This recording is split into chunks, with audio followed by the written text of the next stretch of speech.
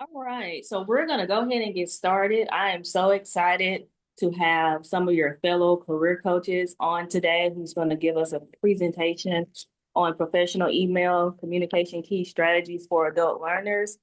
And I am going to turn it over to Aaron and Allison. Take it away. All right. Good afternoon, everyone.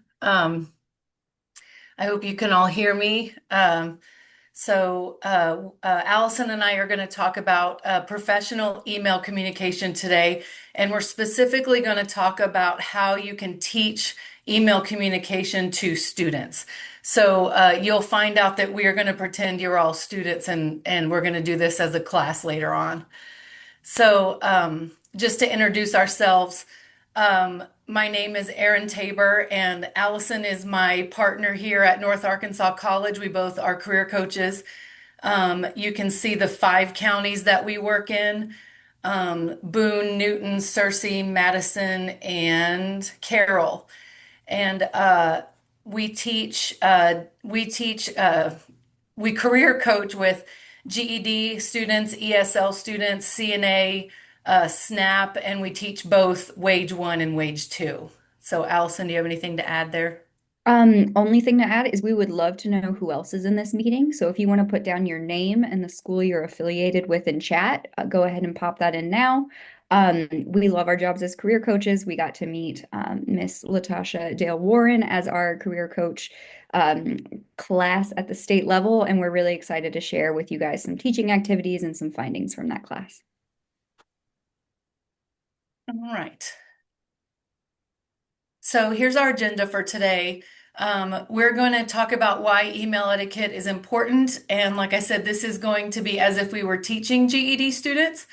Allison and I created 5 standards that we think every email should include. We're going to show you a model student email, show you some proofreading tips, and then we are going to do a practice with you that we would do with students. We'll discuss an ESL variation, and then Allison's going to talk about how to do an email signature. So that's what we're going to talk about today. So first, why is email etiquette important? Along with teaching, along with being a career coach, I also teach college English at North Arkansas College. And most of my students are 18, 19. I teach composition, so they're just coming out of high school. And this is a real email that I received from a student. In the chat, really quick, what are some things that you can see that are wrong with this email? There's a lot of different things you could bring up. Just go ahead in the chat and talk about what you could think was wrong with me receiving this email from a student.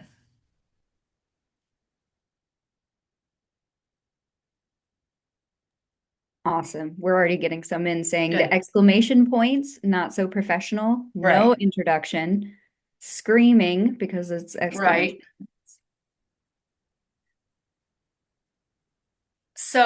Some things I'll point out are the word essay above that line, that was the subject line. So I don't know if some of you are noticing that I don't know what class this student is in because I teach multiple classes. I don't know what essay the student is talking about.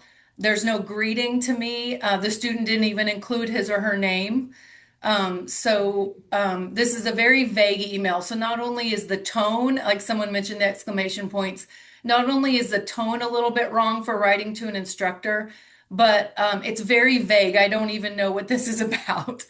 Tone is important as well as including the right information.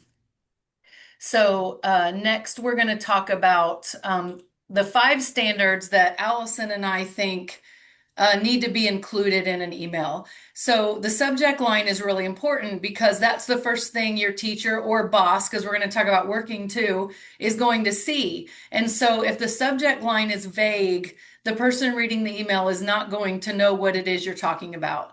The greeting is important. The student didn't even greet me here. You need to clearly identify yourself and the topic you're discussing. So in this case, the student needed to tell me the class that he or she is in. the specific essay the student is talking about, and then a concise and clear description. We can all think of maybe a way, why did you give me a D could have been written more clearly. The student could have said, I don't understand why I received this grade. Could you please give me a little more explanation? Something like that that would make me more likely with a different tone to want to help the student. Also, the student, if you notice, sort of blamed me for the D, if you see that. Um, and so writing it concisely and clearly makes a different tone. And finally, the student needs to sign off and tell me who they are. So this next screen is another email that I received from a student. We've changed the student's name to Olive Jones, but notice how I put the 5 standards up next to the email so you can see if we look at the beginning, the subject line's very clear. I know exactly what essay the student's talking about. We have a greeting. Good afternoon, Dr. Tabor. Here's our topic and name. I'm a student in your English 101-3 class, and I was just looking over my grades and noticed that I have a 0 on my textual analysis essay. So then we move to the concise and clear description. I was wondering if I might have submitted the file incorrectly. Please let me know if I can resubmit it another way. And then the student said, thank you for your help, and then signed it Olive Jones. So you can see everything was here. Can anyone in the chat maybe talk about why I would respond to this email differently? What's different about the tone?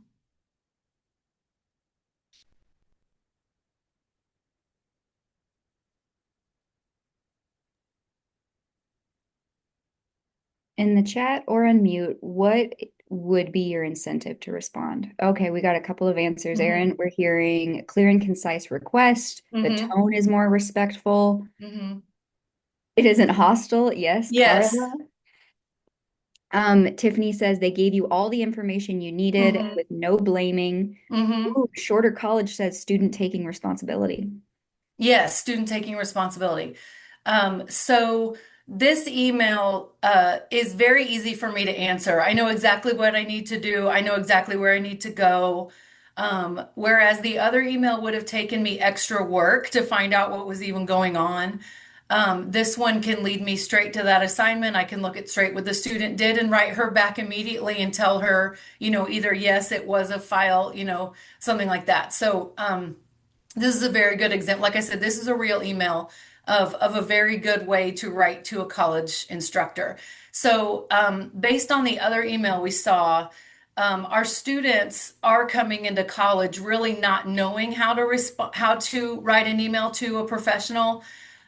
When I do get emails like the previous one, I will often write the student back and kind of explain how this isn't an appropriate email. And as your English teacher, I'd like to let you know because you'll have other classes. And so will you please write me back the correct way and then I'll respond. And they always do. Sometimes it's just a matter of them not knowing that they were supposed to write emails in a different way. So that's why teaching this to GED students is helpful because for those that go on to college, they'll know how to write emails to a professor, but those going into the workforce will also know how to write an email to a boss. And these 5 standards work for both. So I'm going to go on to some proofreading tips. So, once a student has written an email using the 5 standards, and we'll practice in a minute, there's some things a student can do before hitting submit. So, when you finish an email, take a short break. Maybe go for a walk or go get a drink of coffee and come back and look at the email fresh and then review it. This is something I do even as a career coach. If I've written a long email, I will go walk away and come back, and then I have a fresh mind to see if there's anything that can be condensed or written more clearly. Um, so, as a student, I think it's a good idea to read your email aloud, or now we can have our computers read things to us. That way you can listen for the tone.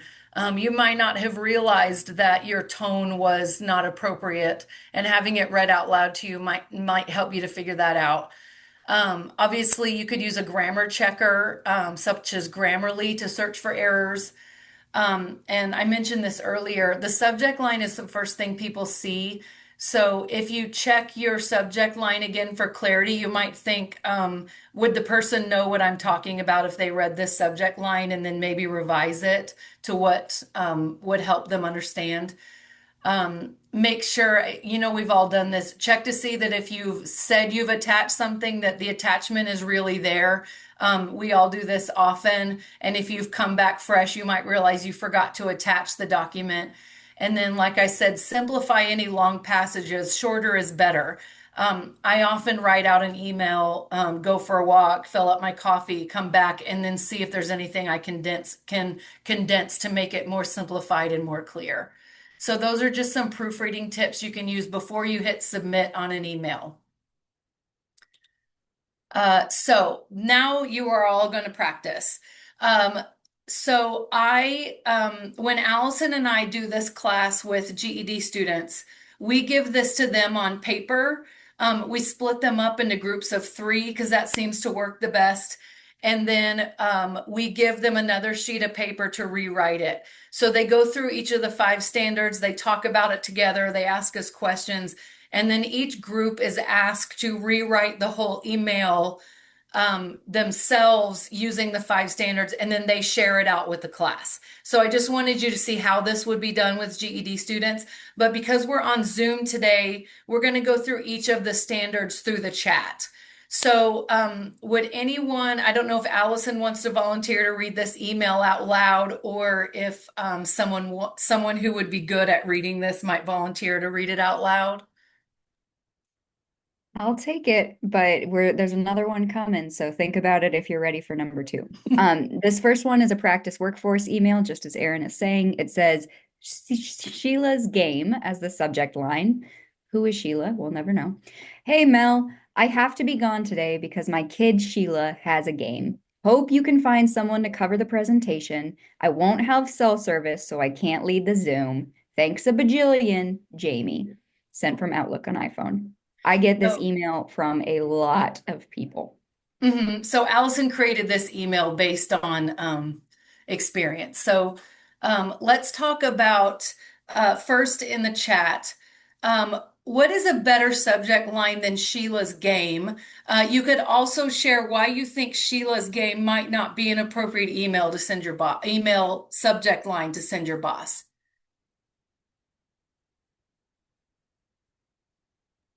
And guys, please feel free to unmute if you, Mhm. yeah, that way if you can have some more engagement other than text through the chat. So, like I said, either talk about why Sheila's game wouldn't be an appropriate subject line, or talk about what subject line you could replace it with. It Well, would probably be more appropriate to say why they're going to be gone from work instead of talking about their child's game. Mm-hmm. Or you can put in the subject out of office. Out of office, yeah. We have some good suggestions in chat too. We have from Vicky, presentation alert. We have Jesse is saying presentation.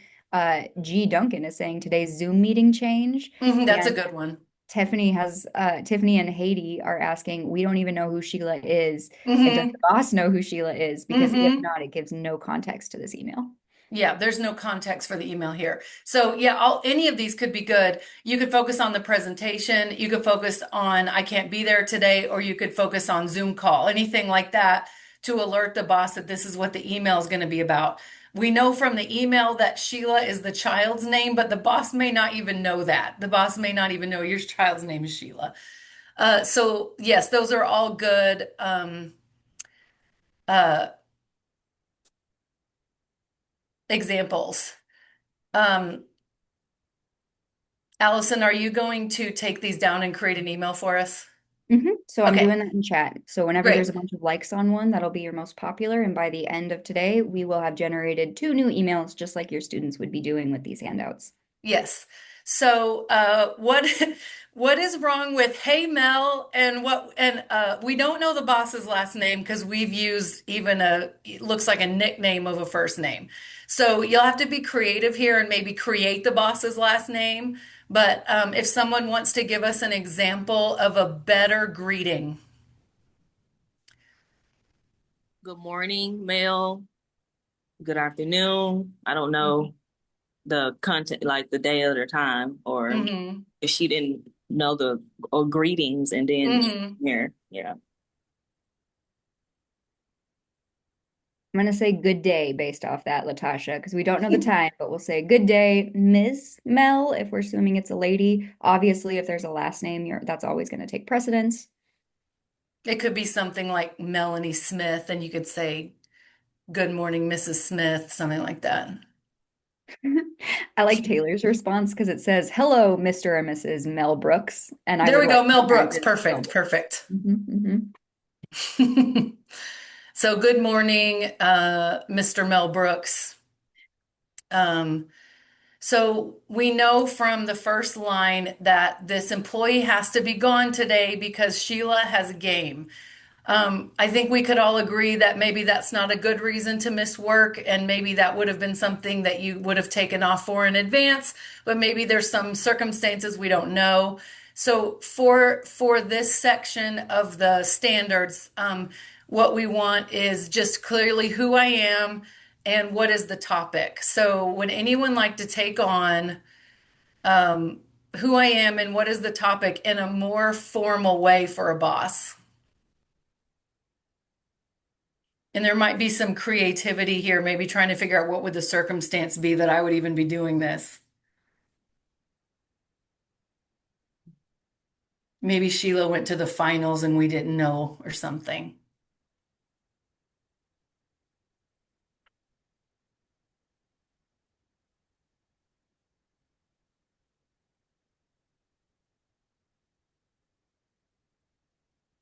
We'll give another couple of seconds if anybody wants to type in chat what they think it is or unmute. And again, how could you identify and just be like, this is who I am, this is the name of the presentation in a way that is slightly better than what we currently have?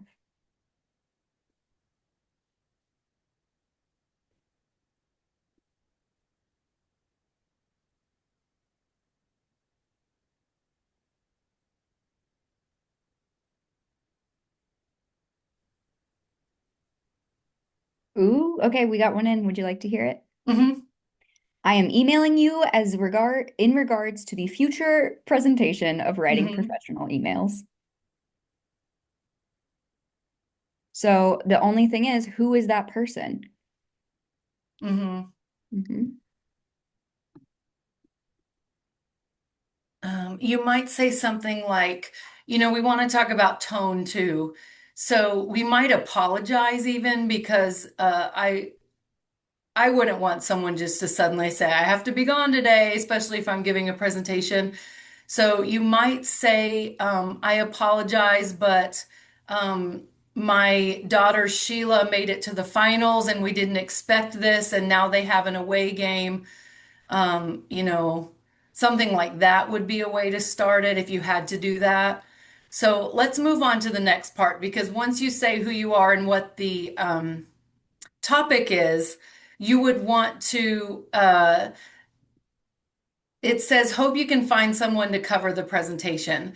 So I think we could get creative and talk about what's a better way to do that than to say, hope you can find someone to cover the presentation. I won't have cell service, so I can't lead the Zoom.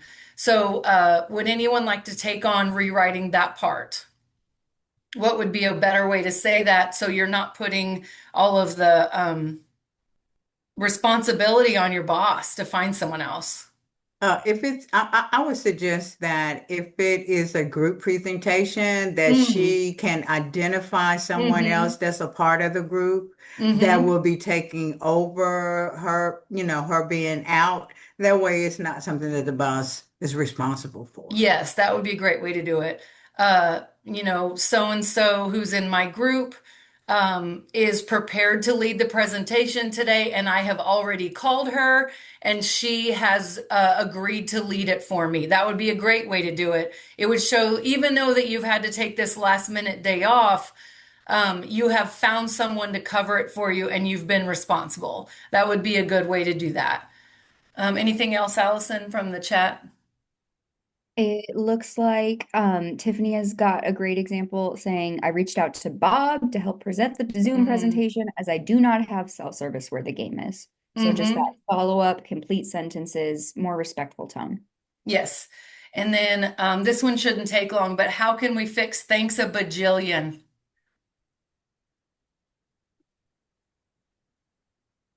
And Jamie. Thank you for your time and understanding. Thank you for your understanding. That's Yeah, what. thank you for your understanding would be good because this is a last minute thing Mhm. that has happened. And then I think we would all know to write our full name here. We're going to talk just a little bit about creating email signatures. So if you have an email signature, you would just add that here instead of writing Jamie lowercase. We see this is typed on an iPhone, but you would at least want to put your full name. So, um, Allison, have you prepared our email? I think I have. What would you like Jamie's last name to be? Jamie Joy? Here we go. Jamie Kurt. Look in the chat. You can now see the Jamie group. Lee Curtis, if we're going to keep doing. If I can edit it to Jamie Lee Curtis, I will, because I like that so much better. Okay, there you go, in chat. And then I'm going to read it all out so we can hear how it sounds together. Today's Zoom meeting change. Good day, Mr. Mel Brooks. Firstly, I would like to apologize for this being my last minute. My daughter Sheila has a tournament game and I am unable to be on the Zoom. I would like to get things in place so your Zoom presentation will go smoothly. Thank you so much for understanding. Again, I am so sorry for the last notice. Sincerely, Jamie Lee Curtis. I might have forgotten the Bob in there, but those are our five main parts. Mm-hmm. So, like I said, just to help you see, if we did this in a classroom, we would have broken up students into groups of three. It might have taken them about 15 minutes to read it, talk to us, write it out, and then each group would share out their email with the class, and we could talk about the differences between them and what they each came up with, and it creates a good conversation. So next, I'm going to move on. So this was a practice email to a boss. And now we're going to write a practice email to a teacher. So, Allison, would you like to read this one out loud unless someone else wants to? Yeah, absolutely. Subject line, my grade, question mark. Greeting. Have you graded my paper yet? It was late. My parents made me mow the lawn. I heard Monica Jo got hers back and she's in the class after mine. Sam. So, based on what we've talked about so far, uh, before we go into revising it, um, what might be wrong with the students saying, first of all, this is a real email again. I really did get this email from a student and I have changed the names to protect the student. So, what would be wrong with me receiving an email that said my parents made me mow the lawn? And I'll add that the students had 7 days to write this paper.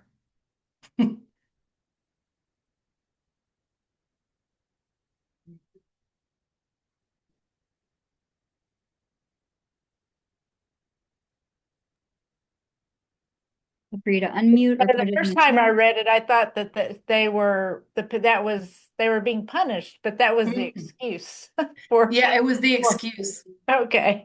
And how long does it take you to mow the lawn? Not that Mhm. long. Yes. So what this student showed me with this email is that he's not responsible. And this is something you all know when we talk to students about things like interviewing, you don't want to accidentally tell the interviewer that you're not responsible. And I think it's the same when emailing your college instructor. If I know that you had 7 days to write a paper and you just told me that your paper is late because you had to mow the lawn, it would mean that you waited till the last minute and you just gave that away. So you definitely don't want to tell me that you waited till the last minute. So unless you were going to, we could talk about this in a more responsible way. Say, I apologize. I waited until the last minute, and my parents made me mow the lawn, and now I realize the mistake in doing that. That would be a way to write it. And then what would be the reason I wouldn't want to say I heard Monica Jo got hers back? Why wouldn't you want to put that in the email to your instructor?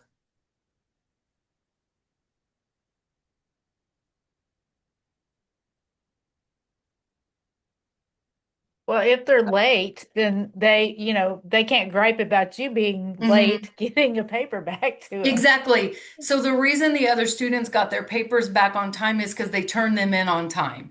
And the reason Sam's paper is being graded late is because he submitted it late. So the student is wanting me to grade his quickly, even though he turned it in late. So two of the things the student showed me in the email don't give me a very good impression. And I think this is important to talk to GED students about because, like we talk about with interviewing, it's important what you say to people, and you can give a bad impression. And so in a professional situation, we want to give a good impression. So let's talk about, so if I'm breaking the students up into groups and you're all students in the chat right now, what's a better subject line than my grade?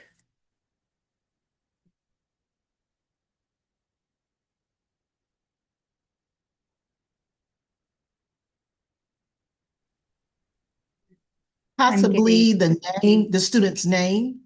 Yes, the student's name would be good.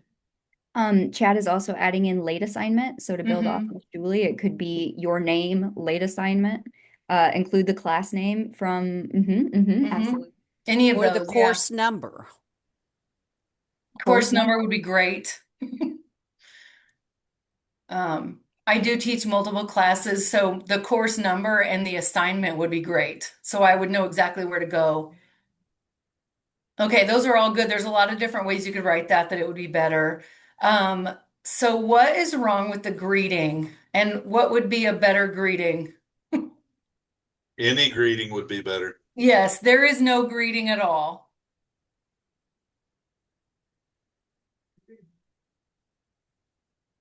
So what greetings do you guys like to use typically? Do you say good afternoon? Do you say good day? Do you just do first name, last name? What do we want to do for this mythical person? Because we don't quite have all the details. Yeah, that's a good question because earlier we did good morning or good afternoon or good day. What's another one we could do?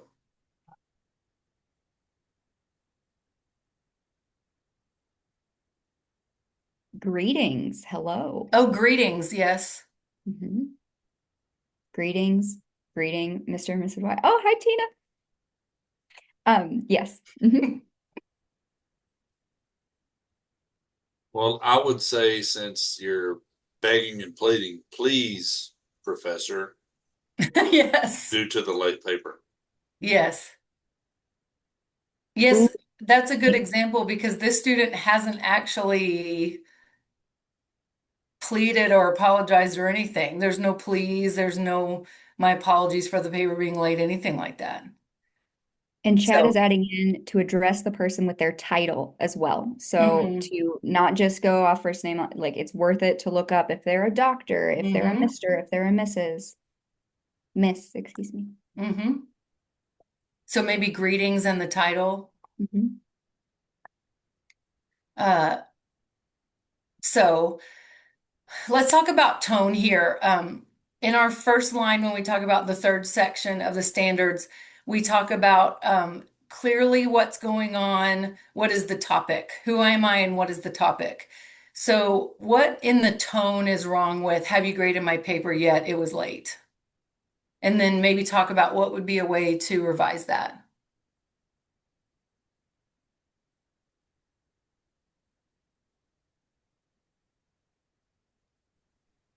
I would probably ask first if you received my paper. Yeah, that's a good idea.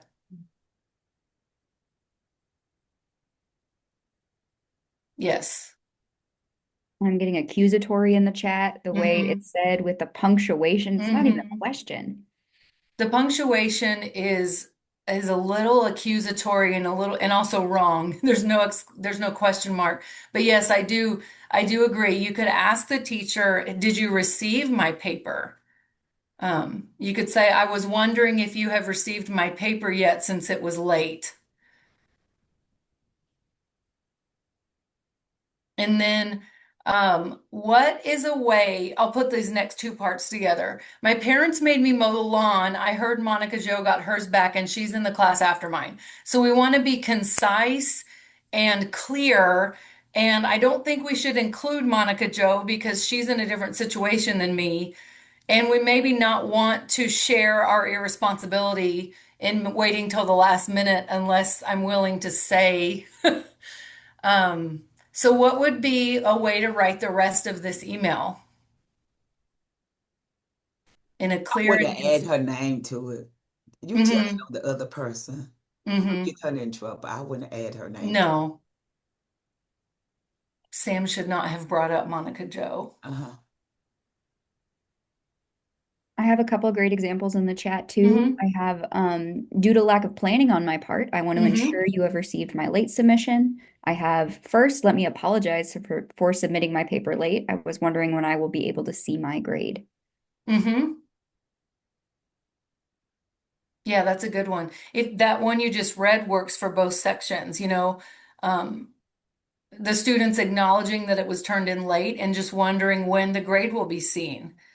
Um, it leaves out the mowing the lawn and Monica Joe, which both probably don't need to be there, and it makes it more clear and concise.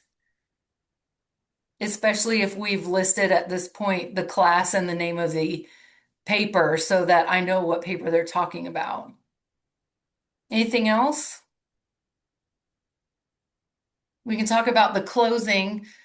We just have the word Sam here, which as a teacher, and I teach multiple classes, that's not very clear.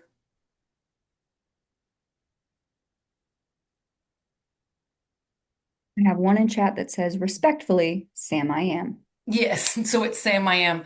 So respectfully is a good way to put that because the student is not having an attitude. The student is just wondering. Um, so I think that's good tone. So are you ready to read this one, Allison? Let me finish typing respect. Mm-hmm. Then yes, I am. New subject line. Sam I am, English 123. New greeting. Hello, Dr. Roberts. My name is Sam I am, and I am in your English 123 class. I'm wondering about my rhetorical essay. First, let me apologize for submitting my grade late. I was wondering when I will be able to see my grade. Respectfully, Sam I am. Yes, it's shorter. It's not including the things that are not responsible. It's accurate. It's also uh the tone is not incorrect for a professional email. Okay. Allison is now going to talk about how this assignment can be changed to use in an ESL class. So, as some of y'all know as career coaches, what we're doing in Wage and ESL in general is to help equip folks with skills they need. So, for the ESL variation, this corresponds with for English language learning Wage.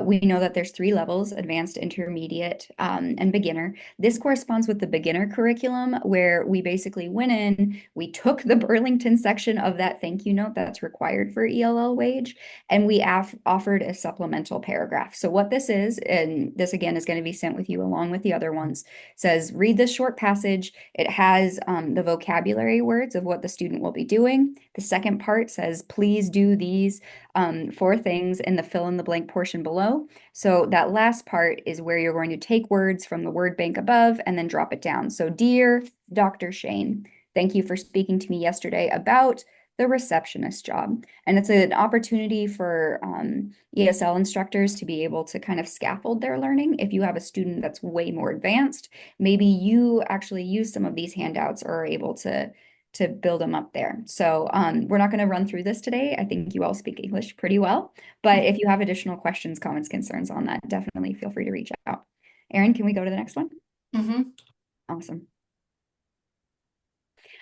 So we've talked a little bit about this. We just want to make this a little more explicit in that the next guy we're seeing is how to do signatures for sign off. This is going to be particularly helpful for us in the land of adult education because you might have students who are currently looking for work, like you might be helping them with their resume as they're applying.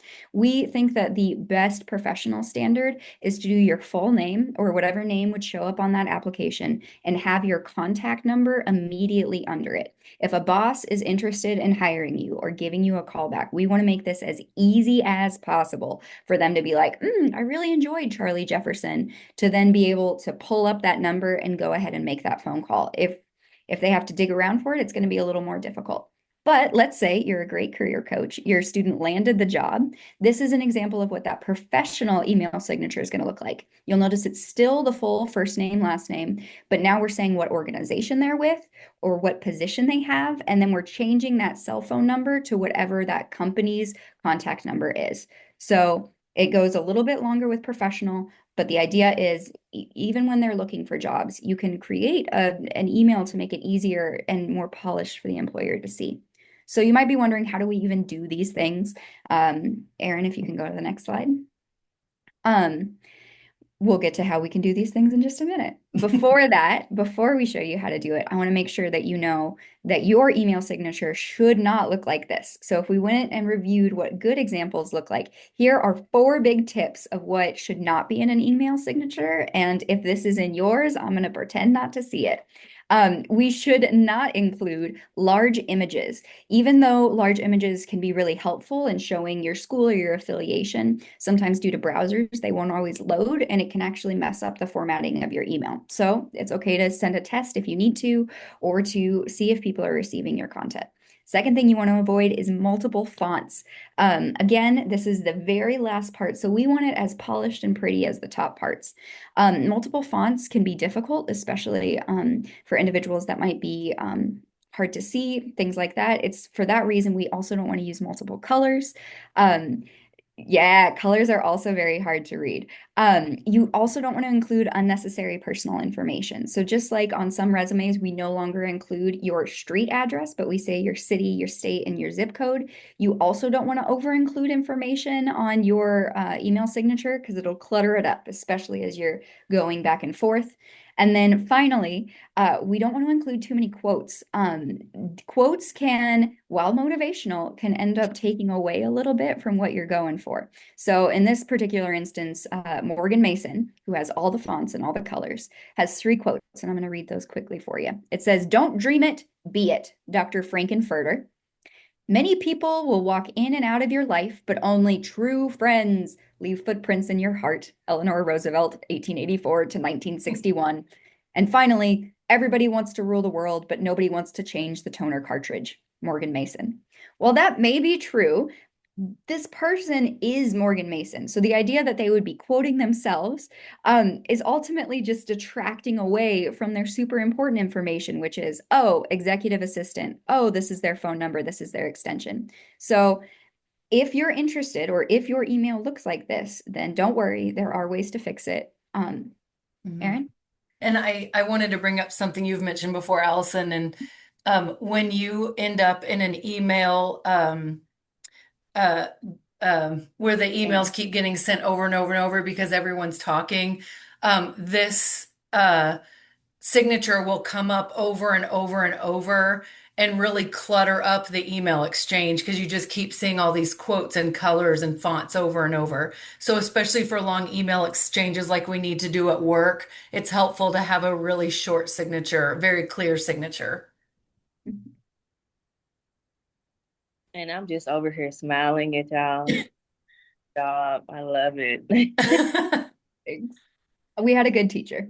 And yes, that was you. So like small more. Okay, how do we actually create this, especially if you want to change it? So we know that different colleges in Arkansas are using different classroom systems. So if you are a Google school, this is my actual Google. What you're going to do is you are going to go to your main email, Gmail Outlook page. You're going to go to that little gear icon. You're going to click him. You're going to go to General Settings, and this one is Signatures. So you're literally going to click Create New Signature, and you're going to follow that same setup. Full first name, last name, contact information. If you have a job and you want your students to contact you more, say where your office is, say what your office phone number is.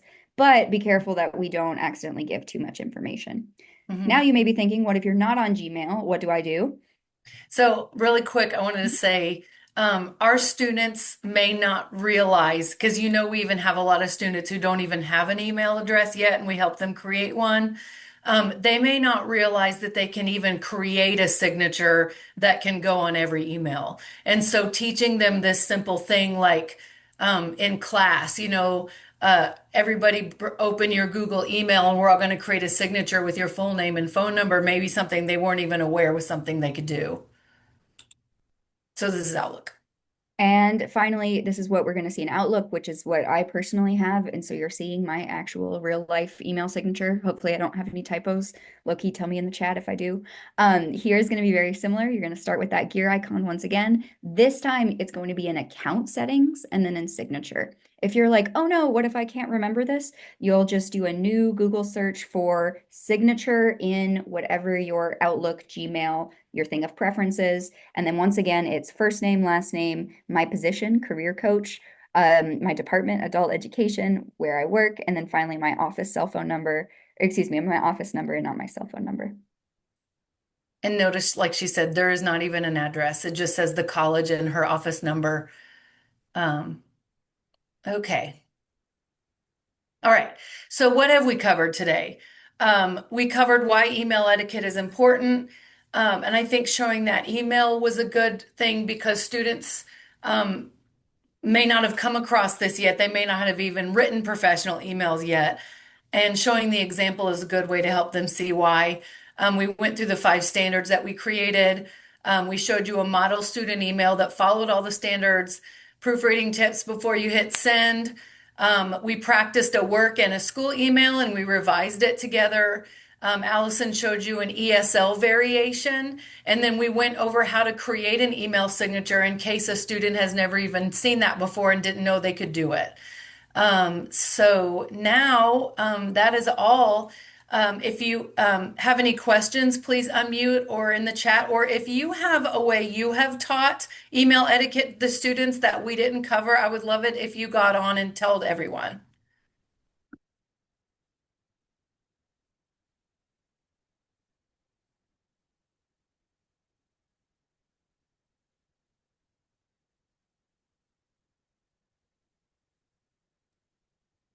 Anyone? Okay. So, mhm. This is Vicky from MENA. Y'all did an amazing job. Vicky, you kind of cutting in. You cutting in and out. Okay, I'm traveling, so Okay. can you hear me now? We can. Yes, ma'am, we can. Thank you. Okay, I was going to say y'all did an awesome job. It just sometimes I know from a public school standpoint, my teachers might get an email and not reply at all for a day or so, and parents would get anxious. And so just remembering how important it is to, if you don't have time to send a long response, if you'll just put received and get back with you or something, that's always important too. I agree with that. I often do that as a teacher. I may be in the middle of a busy day and the student has asked me a question that needs a lengthy response. So what I do is I respond and I say, I would like to give you a better response. So I will be responding to this email at 8 o'clock tomorrow morning so that I can give you the time you deserve. And then the student usually says thank you. And then the next day I send them the lengthy response. I do that if I know that I can't do it. Yeah. Yes, thank you. Yes, that is a good practice. Another thing I would add to this is even if it just tying it back to employment, because everything we trying to do is get our students into the workforce, which you guys have done, stated this throughout this whole presentation. But just having students get in the habit of checking their personal emails every day, because some employers do not communicate by phone. They'll send an email and you have maybe like 24 hours to respond or take that assessment. So yeah, I just want to add that too. I've seen a lot, I'm sure you all have, that we have to use personal email in class because of different courses and online things we need to do. And often it seems like the only time they're checking their personal emails in class with us. Yeah. Or just have like if they have a smartphone, just have their emails on their phone, but then have those notifications pop up too.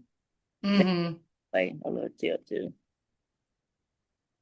Okay. I think as tech savvy as they seem to be with phones and texting, they aren't as tech savvy with emails, but they may not realize that in the professional world, email is really what's done. So it's a good habit to start checking it. Simple moment. Yeah, most definitely. Before you guys end, if you Mhm. got any other questions, I am taking roll. So I see that there are some individuals who have like Taylor's iPhone or the names that I'm not able to recognize. If you would please put rename yourselves or just drop your name of your program, drop your name and the name of your program in the chat so I can go back and review the recording so you're able to get credit for this career coach connection. And we do have we have these documents for you. I could send them to Latasha to send out. We have the copy of the 2 email practices. So if you want to do this with your students, and we also have the ESL practice that I can have sent out if anyone wants it. And this is our contact information. And before we go, just everybody use your reactions to give them a hand clap because they did a job on today. I am so excited. I was just sitting here like, yes, as my daughter would do, clock it. I am so happy. I was so excited for you guys to do this, and you guys did a really, really good job. And Thank you. I really do appreciate you both for doing this today. And next week, we'll be right back on September the 24th. We'll have using the career coach checklist and the wage. So if you guys want to tune in, I'll be presenting that along with Miss LaWanna. In November, we'll have Julie Brown and Michael White from SAU Tech. They're going to talk about mental health. So, and if you want to present, just reach out to me. I'll be more than happy to have you on here so you guys are able to share with your colleagues about the different strategies and different career coaching tips that you utilize within your adult education programs to help us better as career coaches as a whole. So I really do appreciate you guys. Thank you, guys. Thank you. Thank you all. And Thank you. Aaron and Allison, you guys have anything else? I